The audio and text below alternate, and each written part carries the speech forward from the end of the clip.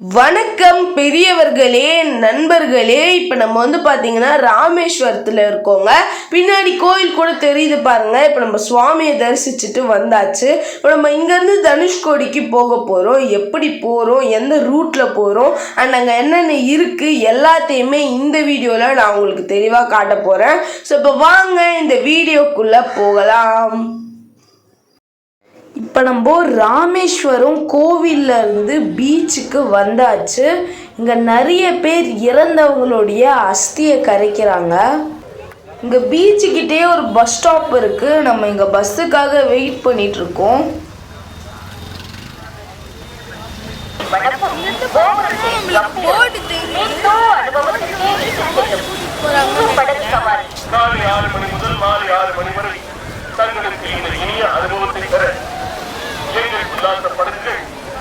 தமிழ்நாடு அருகே அமைக்கப்பட்டுள்ள படகு தளத்தில் நமது பொதுமக்கள் கவனத்திற்கு வாகனங்களை அதற்கான பார்க்கிங் இடங்களில் மட்டுமே நிறுத்தவும்.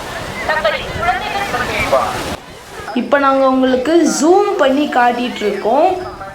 இவங்க பார்த்தீங்கன்னா ராமேஸ்வரத்தில் இந்த மாதிரி போட் அரேஞ்ச் பண்ணியிருக்காங்க. நீங்களும் வேணும்னா இந்த போட்டில் போகலாம். கொஞ்சம் தூரம் கடலுக்கு கூட்டிகிட்டு போயிட்டு திரும்பியும் கூட்டிகிட்டு வந்து விட்டுடுறாங்க.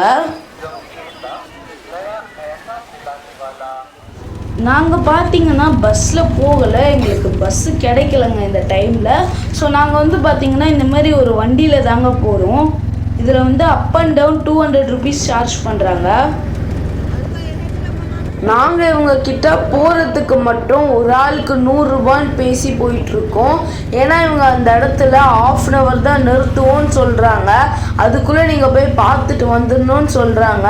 ஸோ நாங்கள் பார்த்திங்கன்னா அந்த இடத்துல வீடியோலாம் எடுக்கிறதுனால நாங்கள் போகிறதுக்கு மட்டும் இவங்கக்கிட்ட பேசி போயிட்டுருக்கோம். லைட்டாக அப்படியே சாரல் மழை அடிச்சிட்ருக்கு, நம்மளுக்கு நல்லாவே தெரியுதுங்க. இப்போ நீங்கள் பார்த்துட்டு இருக்கிறது ஒரு உடஞ்சி போன சர்ச்சுங்க. இந்த சர்ச்சு எப்படி உடஞ்சிச்சுன்னா 1964 வருஷம் டிசம்பர் 18 இங்கே பக்கத்தில் ஒரு காற்றழுத்த தாழ்வு மையம் உருவாகுது. அது டிசம்பர் 22 புயலாக வலுப்பெற்று இந்த தனுஷ்கோடியை ஒரே இரவில் தாக்குதுங்க. அங்கேருந்து யாருமே எதிர்பார்க்கல இந்த மாதிரி ஒரு புயல் அடிக்க போகுதுன்னு. அந்த ஒரே ராத்திரியில் இந்த மொத்த தனுஷ்கோடியும் அப்படியே கடலுக்குள்ளே இழுத்துட்டு போயிடுது. அண்ட் அந்த டைமில் இங்கே ட்ரெயின் சர்வீஸும் இருந்துருக்கு. பேசஞ்சர் நம்பர் 653 அப்படிங்கிற ட்ரெயின் தனுஷ்கோடியை நோக்கி இரவு நேரத்தில் வந்துட்டு இருக்கும் போது சிக்னல் கிடைக்காம ஒரு இடத்துல நிறுத்த வைக்கப்பட்டிருக்கு வர வழியிலேயே. அப்போ கடல்ல இருந்து ஒரு பெரிய அலை அடிச்சு அப்படியே அந்த மொத்த ட்ரெயினையும் அப்படியே உள்ளே இழுத்துட்டு போயிட்டு இருக்குங்க. இங்கே பார்த்தீங்கன்னா இந்த புயல் அடிக்கிறதுக்கு முன்னாடி இங்கே பார்த்தீங்கன்னா இங்கே பிடிக்கிற இந்த மீன், நண்டு இது எல்லாத்தையுமே வெளிநாட்டுக்கு கூட இவங்க ஏற்றுமதி செஞ்சுட்டு இருந்திருக்காங்கங்க. அண்ட் இங்கே பார்த்தீங்கன்னா நிறைய மீனவ குடும்பங்களும் வசிச்சுட்டு வந்திருக்கு. அதுக்கப்புறம் தான் எதிர்பார்க்காத ஒரு நாள் இந்த புயல் பார்த்தீங்கன்னா இந்த இடத்த தாக்கியிருக்கு. அதோட மொத்தமாக இந்த இடமே அழிஞ்சிட்டு இருக்குங்க. ஆனால் இப்போ கூட நீங்கள் இந்த இடத்துக்கு போனீங்கன்னா பார்க்கலாம், இந்த இடத்துல இந்த உடஞ்சி போன தண்டவாளம் இன்னமும் இந்த இடத்துல இருக்குங்க. இது பார்த்தீங்கன்னா அந்த காலத்துல போஸ்ட் ஆஃபீஸா இருந்திருக்கு. இதுவும் பாதி உடஞ்சி போய் பாதி தான் மீதி இருக்கு. நம்ம வாழ்க்கை வாழ்கிறது ஒரு முறை, ஆனால் நம்ம தலைமுறைகள் வாழணும்னு நினைப்போம். இங்கே இருக்கிறவங்களாம் அப்படி தான் நினச்சிருப்பாங்க. ஆனால் இப்போ அவங்க தலைமுறைகள் இல்லை, அவங்களே இல்லாமல் போயிட்டாங்க அப்படின்னும் போது மனசுக்கு கஷ்டமாக இருக்குங்க.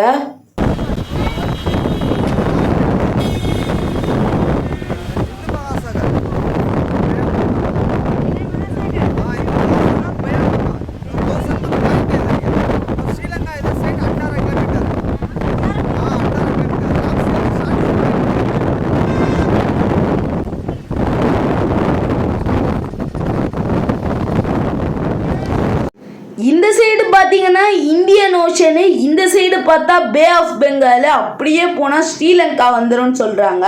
இப்போ நம்ம அப்படியே முன்னாடி போய் பார்க்கலாம்.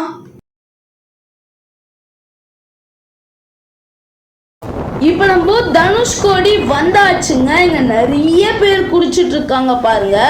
நிறைய பேர் இங்க குளிக்கிறாங்க. அப்படியே பாத்தீங்கன்னா ஃபுல்லா எவ்வளவு ஜனம் பாருங்க. இப்போ நம்மளும் வந்து பாத்தீங்கன்னா கால் வச்சுட்டு அப்படியே அந்த சைடு போறோம்.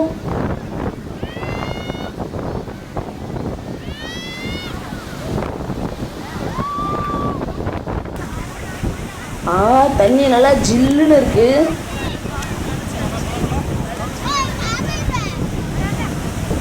இந்த பே ஆஃப் பெங்கால்ல கால் வச்சாச்சு.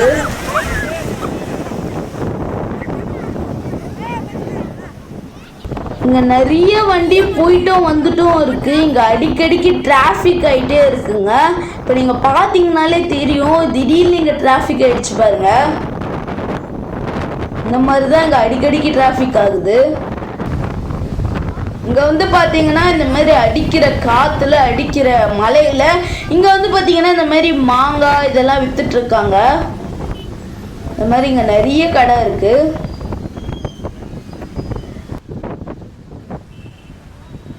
இங்க நீங்க கீழே பாருங்க, இங்க கூட இந்த ஜனங்க பிளாஸ்டிக் குப்பையை போட்டுட்டு போறாங்க. நீங்க இங்க வந்தீங்கன்னா இந்த மாதிரி கீழே போட்டுட்டு போகாதீங்க. நம்ம நடந்து போகும்போது கீழே பார்த்தீங்கன்னா இந்த மாதிரி மண்ணு கொட்டி வச்சுருக்காங்க. இதில் தான் நம்ம நடந்து போகிறோம். அண்ட் அந்த சைடு பார்த்தீங்கன்னா இந்த மாதிரி ஃபுல்லாக பாறையாக இருக்குது. அந்த சைடு தண்ணி வந்து பார்த்தீங்கன்னா ரெண்டும் அலை மோதிக்குது. அது நம்மளுக்கு இந்த சைடு வந்துடக்கூடாதுன்னு சொல்லி இந்த மாதிரி ஃபுல்லாக பாறை போட்டிருக்காங்க.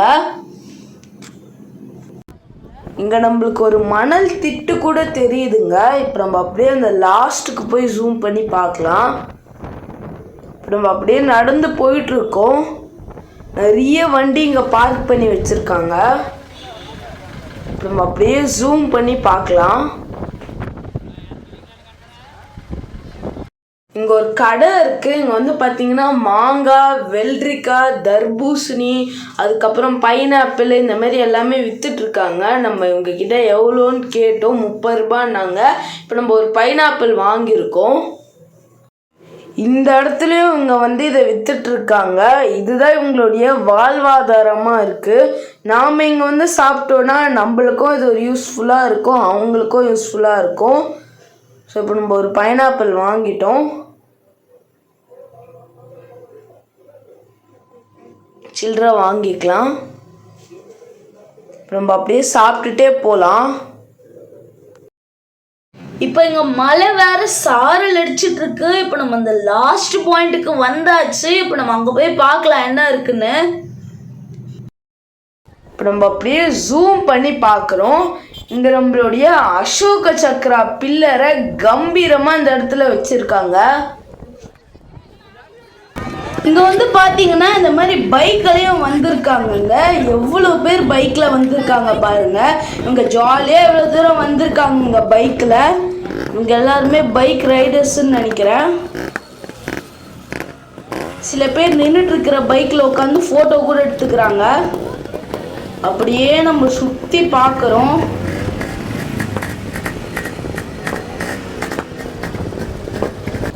காத்து பயங்கரமா அடிச்சிட்டு இருக்கு. அடிக்கிற காத்துல இதெல்லாம் பறக்குது பாருங்க. இங்க சங்கு ஊதிட்டு இருக்காங்க. இங்கே விற்கிற சங்கை டெஸ்ட் பண்ணி பார்த்து வாங்கிட்டு போறாங்க.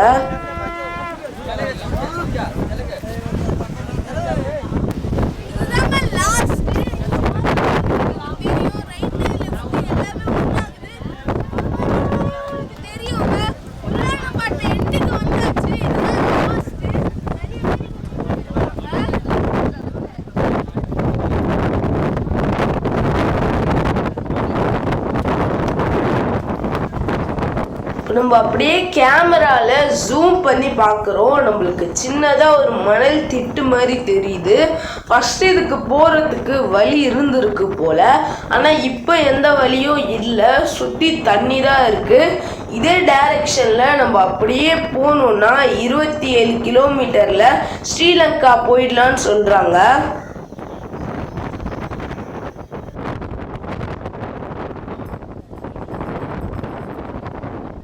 இந்த இடத்துல இவங்க இந்த மாதிரி செயின் இதெல்லாம் வித்துட்டு இருக்காங்க. நீங்களும் வேணும்னா இங்கே வாங்கிக்கலாம். நிறைய பேர் இங்கே வாங்கிக்கிறாங்க.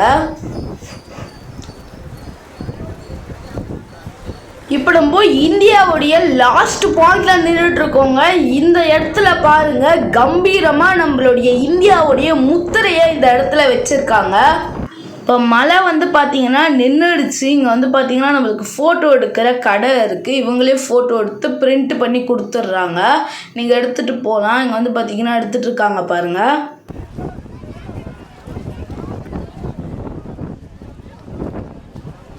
இங்கே இந்த சங்கு விற்கிறாங்க பாருங்க. நீங்களும் வேணும்னா இந்த சங்கு வாங்கிக்கலாம்.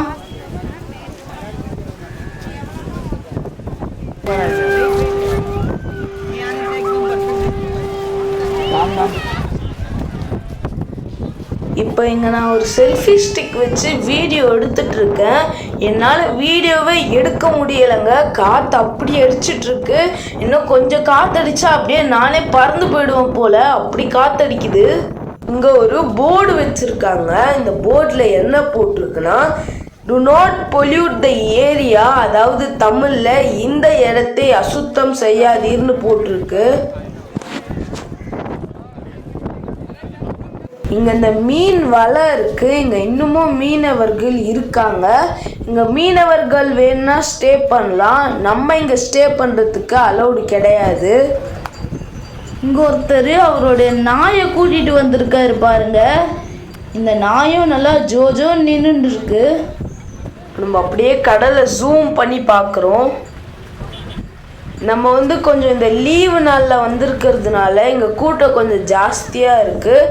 நார்மல் டேஸில் வந்தோன்னா இங்கே கூட்டம் இந்த அளவுக்கு இருக்குமான்னு தெரியல. இந்த அலை வந்து பார்த்தீங்கன்னா ரொம்ப ஆக்ரோஷமாக இருக்குது. அப்படியே தூக்கி தூக்கி அடிச்சிட்டு இருக்கு. இங்கே ஃபஸ்ட்டெல்லாம் இந்த கப்பல் போக்குவரத்து இருந்துருக்கு. ஆனால் இந்த புயல் அடித்ததுக்கப்புறம் இப்போ இங்கே எந்த கப்பல் போக்குவரத்தும் இல்லை. இங்கே இருக்கிற மக்கள் சொல்கிறாங்க, ராத்திரியில் இன்னும் இந்த கடலோட அலை ரொம்ப பயங்கரமாக இருக்கும்னு சொல்கிறாங்க. இங்கே பாருங்க, அழகா போட்டில் உட்காந்து செல்ஃபி எடுத்துட்டு இருக்காரு. அப்படியே பின்னாடி பார்த்தோன்னா நிறைய பேர் இங்கே குளிக்கிறாங்க. நிறைய பேர் ஃபோட்டோஸும் எடுக்கிறாங்க இந்த இடத்துல. இங்கே ஒரு போட்டு பாருங்க, அப்படியே கவுந்துட்டு இருக்கு. இது மேலே நிறைய பேர் உட்காந்துட்டு இருக்காங்க. அப்படியே நம்ம ஜூம் பண்ணி பார்த்தோன்னா கடலுக்குள்ளே ஒரு போட்டு நின்றுட்டு இருக்கு பாருங்க. உள்ளே யாருமே இல்லைன்னு நினைக்கிறேன்.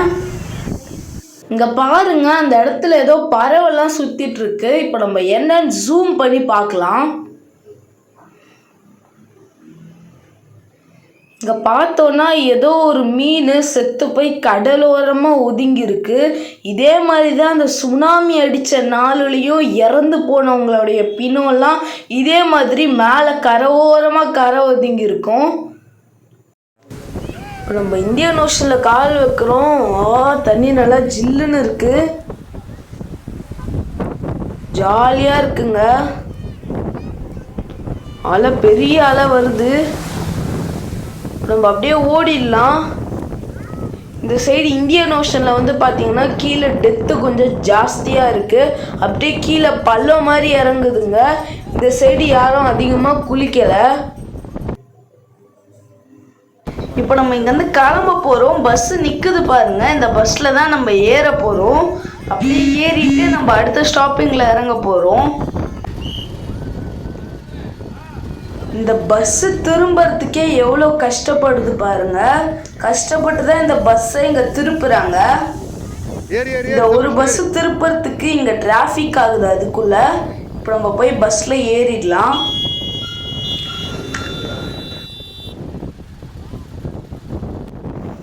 இந்த பஸ்ஸு திரும்புறதுக்கே ரொம்ப கஷ்டப்படுது. ஏன்னா இந்த பஸ் அளவுக்கு தாங்க இங்கே ரோடே இருக்குது. இதே இடத்துல தாங்க நிறைய மீனவர்கள் வாழ்ந்துட்டு இருந்திருக்காங்க. ஆனால் இந்த புயல் அடித்ததுக்கப்புறம் அதில் நிறைய பேர் இறந்து போயிட்டுருக்காங்க. சில பேர் வந்து பார்த்திங்கன்னா இங்கே ஒரு ரயில்வே ஸ்டேஷனில் ஒரு ட்ரெயின் ஒன்று நிறுத்தி வச்சுருந்துருக்காங்க. அந்த ட்ரெயின்குள்ளே போயிட்டு அந்த ஜன்னல் கதவை எல்லாத்தையும் மூடிக்கிட்டு சில பேர் அவங்களுடைய உயிரை காப்பாற்றிக்கிட்டு இருந்திருக்காங்க. இப்போ பஸ்ஸு எடுத்துட்டாங்க. நம்ம பஸ்ஸில் போயிட்டுருக்கோம். இப்போ இப்போ நம்ம வந்து பார்த்திங்கன்னா அடுத்த ஸ்டாப்பிங்கில் இறங்க போகிறோம், அதாவது சர்ச்சு ஸ்டாப்பிங்கில். நம்ம வரும்போதே அந்த சர்ச்சு பார்த்தோம்.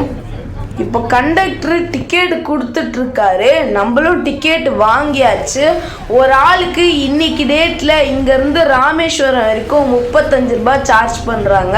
நீங்கள் டிக்கெட் எடுத்துட்டிங்கன்னா எங்கே வேணால் இறங்கிக்கலாம். இங்கே பார்த்தீங்கன்னா சர்ச்சுக்கு பக்கத்தில் இந்த மாதிரி கடைலாம் இருக்குது. இங்கே லஞ்சு விற்றுட்ருக்காங்க. இந்த மீன், நண்டு, எறா இதெல்லாம் இங்கே விற்றுட்ருக்காங்க. நீங்களும் வேணும்னா இங்கே சாப்பிடலாம். இங்கே பார்த்தீங்கன்னா ஒரு கோவில் கட்டிகிட்ருக்காங்க புதுசாக இந்த இடத்துல.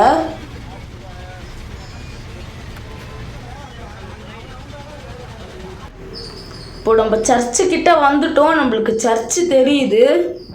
இப்போ நம்ம இறங்க போகிறோம்.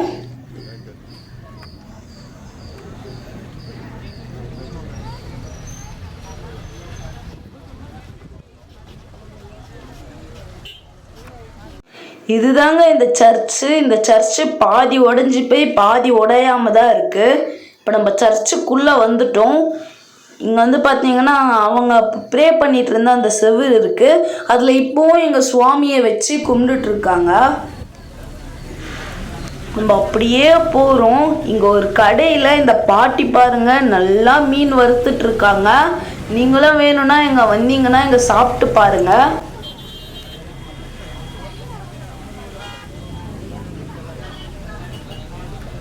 இந்த புயல் வரத்துக்கு முன்னாடி இங்கே ரயில்வே ஸ்டேஷன் இருந்திருக்குங்க. அது இப்போ பாதி உடஞ்சி போய் பாதி தான் இந்த இடத்துல இருக்குது. அதே மாதிரி இங்கே ஒரு கோவிலும் இருந்திருக்குங்க. அந்த கோவிலும் இப்போ பாதி உடஞ்சிருச்சு, பாதி தான் மீதி இருக்குது. அதே மாதிரி இங்கே ஸ்கூலும் இருந்திருக்கு. இந்த மாதிரி நிறைய விஷயங்களை இங்கே கட்டி இந்த ஊரை நல்லாவே டெவலப் பண்ணி வச்சுருந்துருக்காங்க. இப்போ நம்ம சந்தோஷமாக சுற்றி பார்த்துட்டு இருக்கிற இதே தனுஷ்கோடி தாங்க. கிட்டத்தட்ட 60 வருஷத்துக்கு முன்னாடி மணிக்கு 240 கிலோமீட்டர் ஸ்பீடில் இந்த தனுஷ்கோடியை இந்த புயல் தாக்கி கணக்கில் எடுத்த வரைக்கும் தோராயமாக 2000 3000 பேர் வரைக்கும் ஒரே ராத்திரியில் காவு வாங்கியிருக்கு. இதெல்லாம் ஒரு சிறந்த எடுத்துக்காட்டுங்க. இயற்கைக்கு முன்னாடி நம்மளாம் ஒன்றுமே இல்லை. இப்போ நீங்களே பார்த்துருப்பீங்க நம்ம ராமேஸ்வரத்துல இருந்து எப்படி தனுஷ்கோடிக்கு வர்றது, இங்கே என்னென்னலாம் இருக்குது எல்லாத்தையும் நான் இந்த வீடியோவில் உங்களுக்கு தெளிவாக காட்டியிருக்கேன். நீங்களும் இந்த சைடு வந்தீங்கன்னா இந்த தனுஷ்கோடிக்கு வந்து பாருங்கள், இங்கே ரொம்ப நல்லா இருக்குங்க. ஸோ இந்த வீடியோ உங்களுக்கு பிடிச்சிருக்கும்னு நினைக்கிறேன். ஸோ நம்ம சேனலுக்கு புதுசுனா சப்ஸ்கிரைப் பண்ணிக்கோங்க. பக்கத்தில் வர அந்த பெல் ஐகான் கிளிக் பண்ணி ஆல் அப்படிங்கிற ஆப்ஷனில் செலக்ட் பண்ணிங்கன்னா நான் போடுற எல்லா வீடியோவும் உங்களுக்கு நோட்டிஃபிகேஷனில் வரதுக்கு ஆரம்பிக்கும். இந்த வீடியோ உங்களுக்கு பிடிச்சிருந்தா லைக் பண்ணிக்கோங்க, உங்களுக்கு தெரிஞ்சவங்களுக்கு ஷேர் பண்ணிவிடுங்க. இந்த வீடியோ பற்றி நீங்கள் என்ன நினைக்கிறீங்களோ கமெண்ட் பாக்ஸில் டைப் பண்ணுங்கள். ஸோ மீண்டும் ஒரு வீடியோவில் சந்திக்கலாம். பாய்.